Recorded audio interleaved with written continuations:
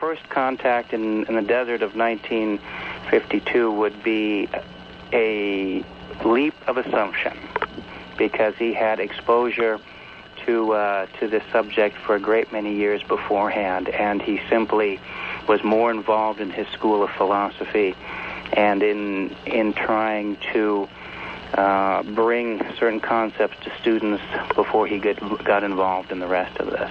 Do you believe, Glenn, everything that Adamski said? I can only vouch for what I experienced in his presence, and I can say that in his presence, I have seen these craft come extremely close. I have seen films that he took that were absolutely astounding. I would have seen the government agents parking at the end of the driveway to see what would fly over or come by. In fact, my father and I used to take them thermos of coffee down to the cul-de-sac and knock on the window and say, "Hey, you guys must be getting cold down here." I have seen George go and talk before the people. I have seen him interact with the people who came to visit him, and I have not found to this date what he described in space, what he described what's happening with this planet, to be false. In fact, if anything, it continues to grow more and more positive. And he described these beings, these entities, as being human-like, did he not? No, not human-like, human. Human. Human, that's correct. Not looking any different than you and I. And in fact, a lot of the agencies that my father talked to were very interested in that fact, and also were very aware that people came amongst us and worked and lived amongst us for a particular part of time, very much like a Peace Corps. Do they still do that?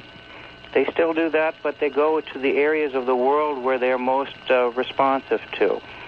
And so right now we are in a great state of flux and conflict, and so there are different parts of the world where their work is needed and wanted, and to some degree there are many countries where they simply don't want any help on any basis.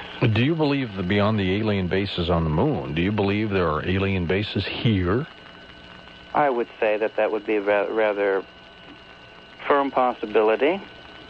Okay, let's go to our wild card line. Welcome to Coast to Coast. Hi there. Hi. Yeah, go ahead. I wanted to know if your guest has read Our Mysterious Spaceship Moon by Don Wilson. No, I haven't. It's a theory about the moon is hollow. Mm-hmm. And that one of the reasons he thinks that is because the huge craters are convex, the same curvature in the middle, so that in other words, it'd be like if you hit a ball, a hollow ball, it would push in and then spring back out. Mm-hmm. And the craters should be, concave, but they aren't. They're convex. And didn't the Russians conduct some kind of sound sonar experiment? And they got some kind of... Yeah, this is the same book that it crescendos. When you hit it, it crescendos, and only a hollow sphere crescendos. Well, in actuality, from what I understand, the Earth does the same thing. And every time an atomic bomb is released, it also crescendos and it also rings. And we know that the Earth has a molten core, so I can't really say one way or the other whether it is hollow or it is not. I can only speculate at the fact that it does produce a magnetic field. And we know through geophysics that to produce a magnetic field and consequent gravitational forces and so on and so forth, there has to be some type of inner geological activity. How much that is or how little that is, I'm not privy to that information. Okay, it'd have to be pretty big. It's pretty big to be artificial, don't you think? I would say that it's a very, very large body, and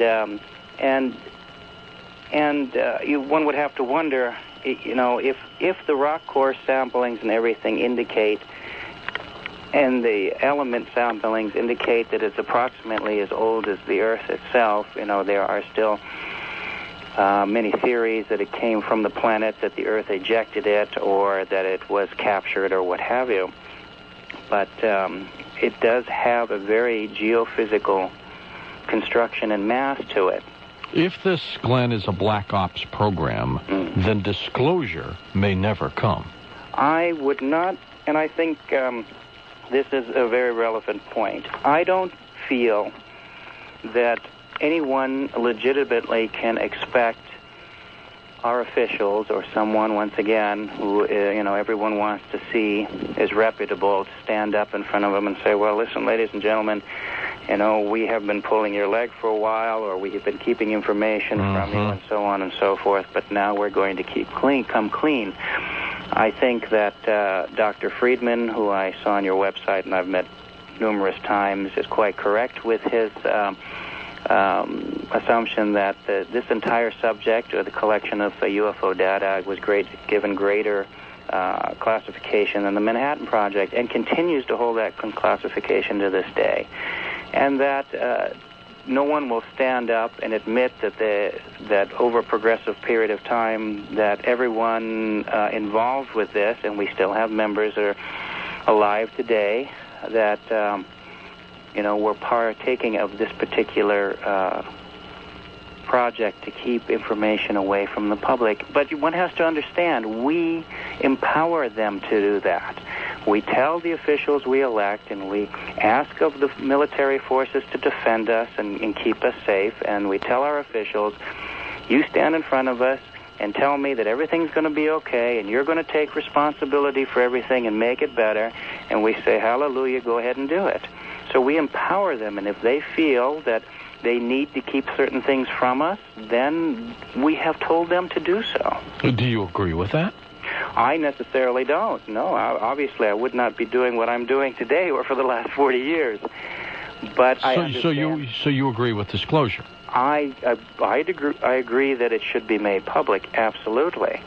I just feel that to expect them to do that would be, really wishing in the wind. What has the private reaction been to your father's book and your update?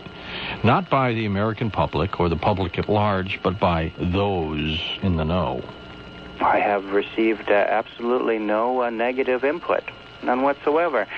Some people are a bit, some organizations or some individuals are a bit, let's say, not willing to support George Adamski for a variety of reasons.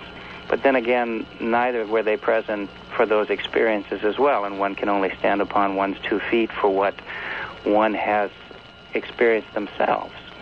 And so the reality of the matter is that is where we got our jump and where we had all the experiences that were built upon and culminated through the many decades thereafter. Do you believe, Glenn, beyond a shadow of a doubt that what is happening on the moon right now, according to your thoughts, are for our benefit or our danger? Benefit. In one form or another, it's in our benefit. If it's operations that is conducted by our own operation facilities up there, then they are trying to use the materials and conduct experimentation that hopefully eventually will trickle down, if that theory even still exists, into the coffers of our own benefit. And if it is from the other side, then they have no reason to be aggressive. If anything, they have experienced aggression. We have shot at them, fired at them, shot lasers, and everything else we could possibly think of, and they have not acted aggressively in any manner. So I think that, if anything, it allows us in a close proximity, unless you have very good telescopic equipment, and we're talking, 18-inch reflectors or huge refractors and what have you, or much larger, you really don't have a great deal of opportunity to look at anything. Even if you look at Mars, what do you see? It's the size of a quarter if you're lucky, and so on and so forth. So the moon allows us something that we can see by the eye, which we can attract our thoughts to, and then we can even use our own instrumentation to look closer.